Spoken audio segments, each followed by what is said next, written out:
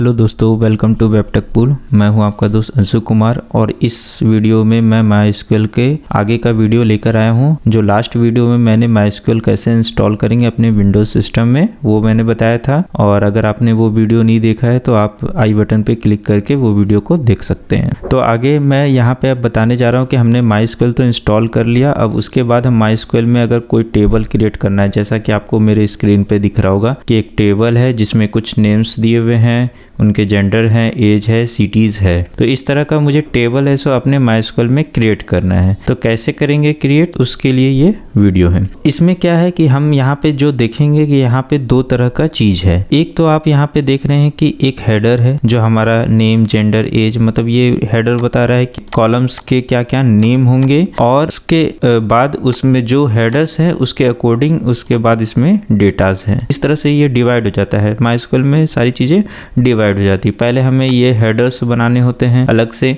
और सारे हेडर्स के टाइप होते हैं कि किस तरह का डेटा हम उसमें इनपुट कर रहे हैं। तो यहाँ पे आप नॉर्मली जैसे देखेंगे कि यहाँ पे नेम है तो नेम हमारा किस तरह का इनपुट होगा, जेंडर है वो किस तरह का इनपुट है। तो यहाँ पे आप देखेंगे कि यहाँ पे सारे कैरेक्टर्स हैं, जेंडर में भी कैरेक्टर है। एज में क्या है आपका इंटीजर टाइप्स का नंबर है, मतलब इंटीजर टाइप्स है, मतलब यहाँ पे नंबर है।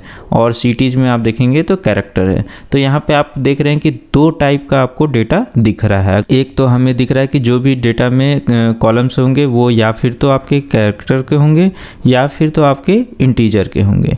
तो वो देखते हैं कि ये किस तरह का डेटा टाइप्स होता है, क्या होता है, उसके बारे में हम यहाँ पे देखते हैं। यहाँ पे आपको जो डेटा टाइप्स होता है, यहाँ पे नॉर्मली जो हम लोग यूज करते हैं माइस्क्यूएल में वो है न्यूमेरिक डेटा टाइप। तो न्यूमेरिक डेटा टाइप आपके किस तरह के होते हैं, इस tiny int, small int, medium int, big int, इस तरह से जो डेटा टाइप्स अलग अलग डिफरेंट टाइप्स के डेटा हैं। अब इनका सबका अलग अलग मीनिंग, तब समझने वाली चीज़ है कि डेटा टाइप्स जो होता है, डेटा जो होता है हम किसी ना किसी स्पेस में स्टोर करते हैं। स्पेस में हम जब भी कोई डेटा को रखते हैं उसे मैनेज करना पड़ता है।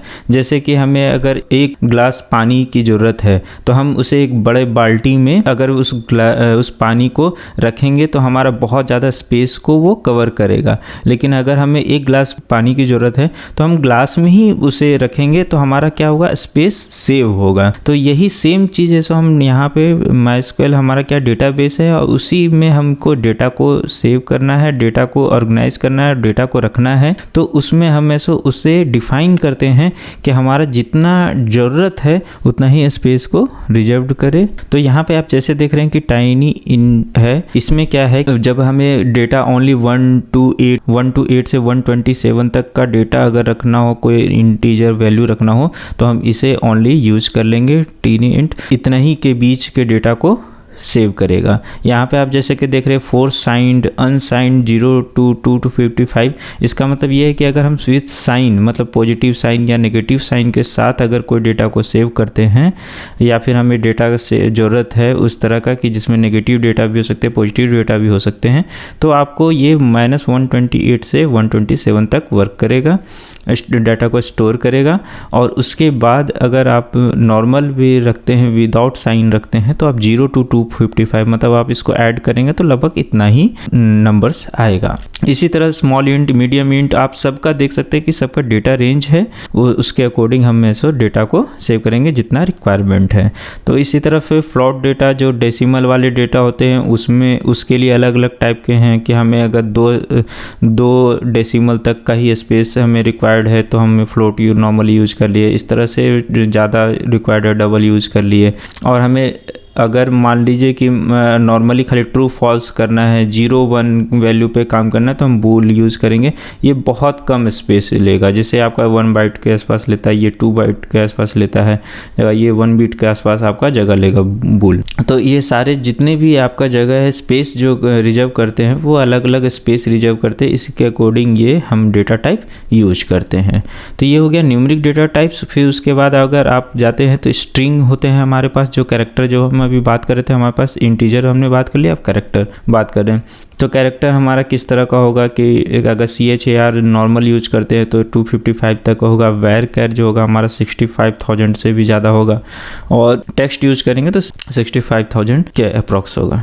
तो उसी तरह से फिर डेट एंड टाइम भी डेटा टाइप्स एक अलग होता है, जिसमें हम डेट यूज़ करेंगे तो आपको इस तरह का फॉर्मेट में डेट यूज होगा, पहले ईयर होगा फिर मंथ फिर डेट होगा। टाइम यूज करेंगे तो पहले आवर्स होगा फिर मिनट होगा फिर सेकंड होगा। डेट टाइम यूज करेंगे तो हमारे पास जो भी फॉर्मेट है डेट का और टाइम का दोनों इंक्लूड हो जाएगा। तो इस तरह से ये हमारा डेटा टाइप्स होता है। और भी हम इसमें और भी मैंने बस जो ज़रूरत की चीज़ें वही बताया है, और भी इसमें बहुत सारे डेटा टाइप्स हैं, अगर आप डीपली पढ़ेंगे तो आपको और भी डेटा टाइप्स मिल जाएंगे। उसके बाद हमारा जो आता है कि हम यहाँ पे सिंटेक्स टेबल अगर बनाएंगे तो वो सिंटेक्स किस तरह का होगा। पहला बात तो हमने यहाँ पे टेबल तो देख लिया था कि किस तरह का टेबल है वहाँ पे, और उसके बाद हमारा सिंटेक्स मतलब उसको MySQL में किस तरह से लिखेंगे कि हमारा टेबल क्रिएट हो जाएगा। तो जो हमने बात किया अभी उसके हिसाब से यहाँ पे हमें क्या करना है, क्रिएट टेबल, जो ब्लू लाइन ब्लू दिख रहा है वो आपके कीवर्ड्स हैं MySQL के। तो ये क्रिएट टेबल हम करेंगे, फिर टेबल नेम आपका हो जाएगा जो भी टेबल नेम आप रखना चाहें। फिर उसके बाद कॉलम 1 कॉलम 2 जिस तरह से वहाँ पे हमने 4 कॉलम यूज़ किया था, यहाँ पे 4 कॉलम हो जाएंगे। फिर डेटा टाइप्स है अलग अलग, वो डेटा टाइप्स हम यूज करेंगे। तो यहाँ पे ये फॉर्मेट हमको फॉलो करना है और टेबल को क्रिएट करना है। तो चलिए MySQL पे चलते हैं। तो MySQL हमने जैसा कि वर्कबेंच ओपन कर लिया है, उसके बाद हमने यहाँ लॉगिन करना है। हम यहाँ लॉगिन कर रहे हैं। लॉगिन करने के बाद ये हमारा MySQL ओपन हो गया। तो यहाँ पे जैसा कि आप देख रहे हैं कि यहाँ पे हमारा वेबटेक पुल करके हमने बनाया था लास्ट वीडियो में डेटाबेस। इसी डेटाबेस के अंदर हम क्या करने जा रहे हैं, एक नया क्रिएट करने जा रहे हैं टेबल। तो हम यहाँ पे लिखेंगे क्रिएट टेबल, उसके बाद क्रिएट टेबल, उसके बाद हमें क्या करना है, नाम लिखना है। तो हम मान लीजिए कि यूजर्स का वो बना रहे हैं या एम्प्लॉय का बना रहे हैं, जो भी आप इच्छा हो वो बना सकते हैं। तो हम यहाँ पे मान लीजिए यूजर्स बना रहे हैं, ठीक है। उसके बाद यहाँ पे क्या करना है, आपको ब्रैकेट ओपन करना है, फिर उसके बाद ब्रैकेट क्लोज करके सेमीकोलन कर देना है, जैसा कि हमने लास्ट में बताया था कि सिंटेक्स जो हमारा होता है इस फॉर्मेट में होता है, ठीक है। फिर उसके बाद हमें क्या करना है, यहाँ पे हम क्रिएट कॉलम्स बनाएंगे। तो कॉलम्स हमारा जो था फर्स्ट कॉलम था वो नेम का था, तो हम यहाँ पे नेम बना लेंगे। फिर उसके बाद नेम किस टाइप का होगा, हमारा वेर कैर होगा, ठीक है। वेर कैर हम ले लेंगे कि कितना कैरेक्टर तक हम लेते हैं, तो 100 कैरेक्टर तक हम ले लेते हैं, ठीक है। फिर उसके बाद कॉमा करेंगे। उसके बाद हमारा क्या था, नेम के बाद हमारा जो था जेंडर है, तो हम यहाँ पे जेंडर कर लेंगे, ठीक है। जेंडर हमारा किस तरह का होगा, कैरेक्टर होगा, तो सिंपल कैर कर लेंगे, ठीक है। उसके बाद हम क्या करेंगे, कॉमा, फिर उसके बाद है एज, तो हम यहाँ पे एज लिख लिए। उसके बाद एज किस टाइप का होगा, इंट टाइप का होगा, इंट टाइप कर लिया हमने। फिर उसके बाद सिटी, तो हम यहाँ पे सिटी टाइप करेंगे।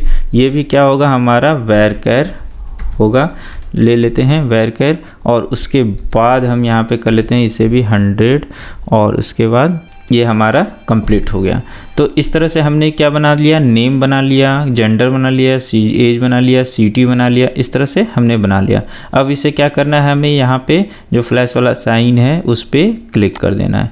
तो यहाँ पे आप देखेंगे कि जैसा दिख रहा है एक्शन में कि ये हमारा क्रिएट हो चुका है। तो अब ये टेबल हमें देखना है, तो कैसे देखेंगे, यहाँ पे करेंगे सिलेक्ट स्टार फ्रॉम, हमने किस नाम से बनाया था, यूजर्स, और उसके बाद आपको सेमीकोलन लगा देना है और यहाँ पे फिर फ्लैश साइन पे क्लिक करना है। तो आपको यहाँ पे टेबल दिख जाएगा, नेम, जेंडर, एज, सिटी।